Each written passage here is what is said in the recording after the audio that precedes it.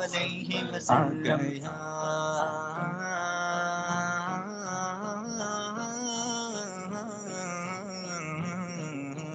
आ गया जो हलीमा की आगोश में आ गया जो हलीमा की आगोश में आमीना का दुलारा हमारा नबी Amina بدا يفرج كربا بات يضنينا. Sabahul Muslim is proudly sponsored by Shiraz Auto. For all your Mercedes-Benz sales, service and parts requirements, call Shiraz Auto on 011 213 1100 or visit our website at shirazauto.co.za. Central African time, you're listening to Sabah Muslim right here from our studios in Durban. Lovely, cool and overcast Durban, one of those pleasant early days out here in Durban. Alhamdulillah, may Allah subhanahu wa ta'ala continue to shower us with favorable conditions. And if you're on the road anywhere, well, although the traffic volumes are expected to increase towards the end of the month, where many of our colleges and schools will close down and people make their way home for the holidays, I think you still got a few more Fridays of clear driving before that yearly event here in South Africa starts. We'll talk more about road safety and how to keep yourself safe on the roads during this period of time, inshallah, during the course of our programming, especially next week. But for now, the Middle East report, and joining us as always on this Friday morning for us is James Dorsey, Senior Fellow at Singapore's Rajaratnam School of International Studies and Middle East Institute, live from Singapore. Good morning, or should I say early good afternoon, James. Good morning. Good to be with you. And thank you for joining us once again. Always a pleasure.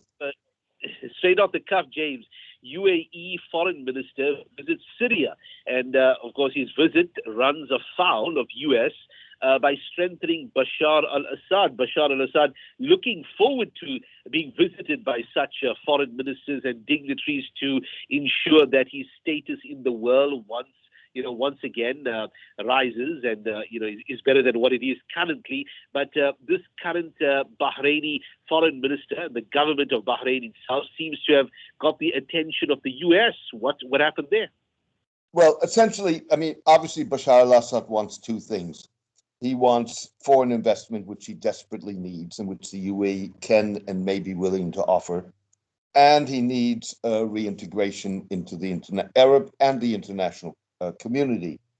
The UAE is willing to do that because it basically sees that as a way of driving a wedge between Syria and Iran.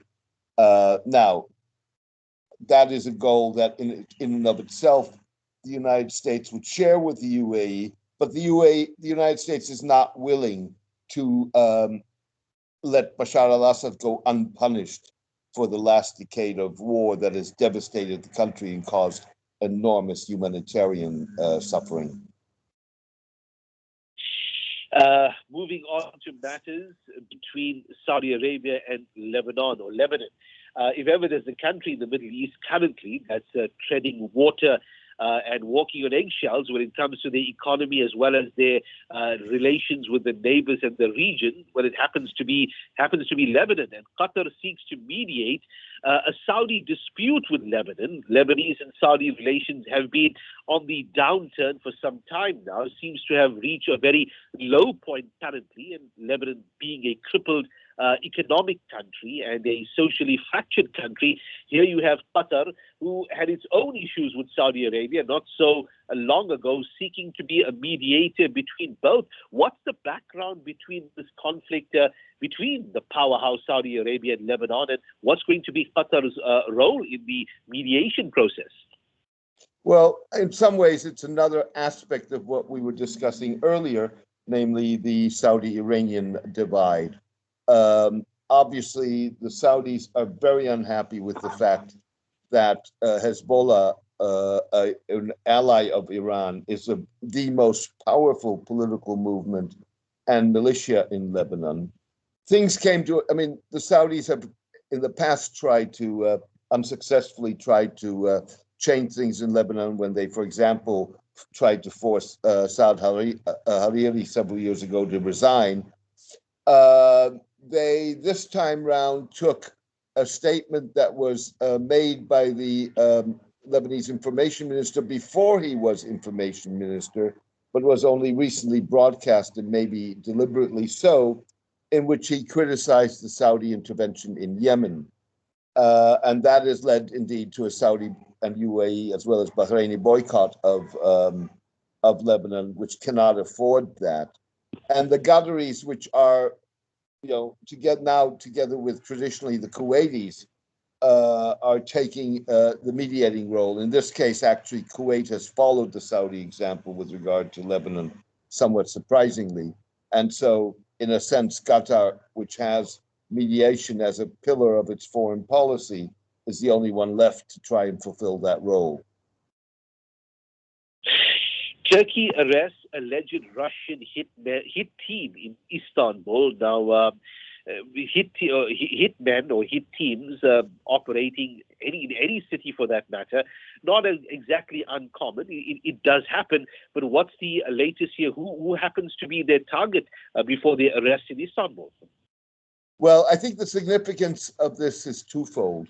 One is, of course, the relationship between Turkey and Russia, and the fact that nonetheless Russia is willing to potentially carry out these kind of operations on Turkish soil. Second of all, this is these were targeting Chechens from Chechnya, who Turkey has a significant Chechen community. Part of that community dates back to the waning days of the Ottoman Empire, when many of the Muslim populations emigrated or fled to what was left of the empire as various parts of it became independent. And there's, of course, a much more recent Chechen community, which are political exiles, given the repressive nature of the Kadyrov regime in Chechnya itself. Now, the importance of this, or the added importance of this, is that last year a Chechen was killed in Berlin, in Germany, and one of the perpetrators of that killing is currently on trial in Berlin, and the target was a Chechen. So that makes the arrest of these 4 Russians in Istanbul far more significant. Saudi Arabia assertiveness prompts kingdom to reject U.S. pressure to increase oil production and lower oil prices. Now, we're all feeling pain at the pump, James. I'm sure the same must be the situation out there in Singapore, here in South Africa. We've seen record high petrol prices, and all fuel sources for that matter having gone up. And this is on the back of the oil price rallying to one of the highest that it's ever been. U.S. naturally going into their winter months, where they would require burning fuel, and there's normally a spike in fuel prices just headed into winter, hoping that Saudi Arabia increases oil production, thus lowering the price. Saudi Arabia, are they listening to the U.S.? Are they budging on this move? Well, I think you have 2 dichotomies here. One is the dichotomy is Biden's dichotomy, which is he wants green energy. He wants to, the reduction of carbon emissions, a departure away from fossil fuels, and yet he is asking Saudi Arabia to increase production in order to reduce prices. So that is dichotomy number 1. Like, dichotomy number 2 is that Saudi Arabia always prided itself as being able to more or less determine the world oil price, because it could play games with its oil production. And that was part of its value to the United States and part of the alliance with the United States. This time round, first of all, things have changed. Saudi Arabia no longer on its own can determine the oil price. And whether or not it plays with its production, others have to do the same thing in order to achieve whatever result it may be that the Saudis are trying to achieve. In this case, they're saying to the Saudis, to the Americans, our interest is that the prices go up, obviously, because the Saudis are financially squeezed.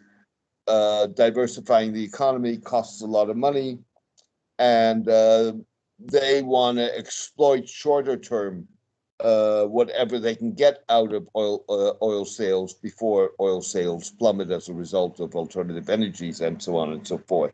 So they're not willing to do so, and I think there's an added aspect of this, of course, and that is that Saudi-U.S. relations are complicated because of the person of the Crown Prince Mohammed bin Salman and the killing of Mohammed bin Salman of Jamal Khashoggi and the other human rights abuses. And so this may also be a way of Saudi Arabia pushing back at the U.S.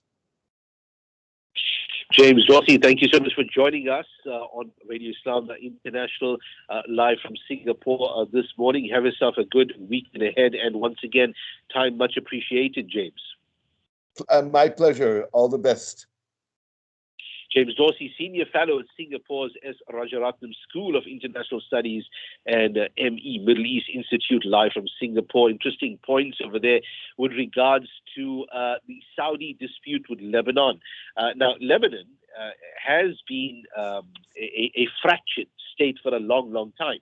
There was a Lebanese civil war and the assassination of at least a couple of presidents, Saad Hariri being one of them, quite recently, about 6 or 7 years ago, that plunged the country into a crisis that they have not as yet really emerged from.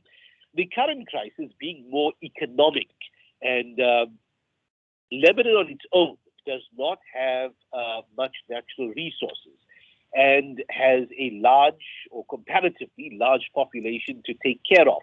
What also compounds Lebanon's issue is that you have many sects and you have many groupings and organizations that use Lebanon as a base. Political organizations, we would call them religious organizations, not just Muslim religious organizations, but you have various Arab Christian organizations like the Maronite Association, the Farangis Association. They are political/religious organizations that operate, use Lebanon as their base in the Middle East to do activities within the Middle East. Some of those activities are in fact legitimate, like the reconstruction of churches in Iraq, reaching out to the diaspora population who live elsewhere abroad internationally, but they as an organization are based in Lebanon because of its more liberal policy and because they comprise a significant number of the population group of the state itself. But what sparked those the downturn in relations that we were referring to in that conversation is that where a former politician, now turned radio host and commentator, made a remark a few days ago stating that the Houthis in Yemen have a right to defend themselves against Saudi aggression. Now, whether that is a valid statement or not, some may suggest and say, you know what, it's an absolutely valid statement that Saudi Arabia has got no business bombing them to begin with. But the Saudi regime not taking it lightly and immediately calling back their diplomats, downscaling their embassy. I think visas as of today have in fact stopped being issued to Lebanese nationals. Many of the Lebanese nationals or diplomats do have either diplomatic passports or they have other means of getting around, but those relations currently at a new low. Few minutes it is before top of the hour. Alhamdulillah, you are listening to Sabah al-Muslim on this Yawm al-Jummah, on this day of Friday. The day of Friday is a significant day for a Muslim. There are certain a'mal that we should ensure that at the very minimum, at the very least, with all our worldly commitments, job-related commitments, whatever study-related commitments you have, at the very least ensure that in the morning, Surah Kahf is recited, complete a full tasbih of salawat and durood upon Nabi sallallahu alayhi wasallam. Recite from maybe a kitab if that's easier for you, like the 40 salawat upon Rasulullah sallallahu alayhi wasallam. If one can make time, Salatul Tasbih, Salatul